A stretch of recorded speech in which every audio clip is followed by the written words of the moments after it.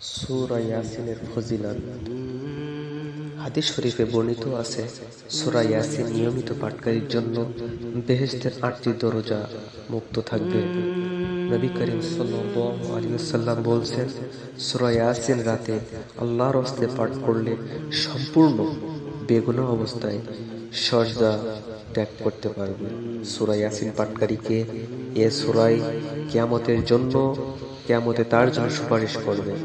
হাদিসে বর্ণিত আছে, সমস্ত কোরআন শরীফ খতম করলে যে পূর্ণ হয় লাভ করে, সূরা ইয়াসিন একবার পাঠ করলে তাদের পূর্ণ লাভ হয়।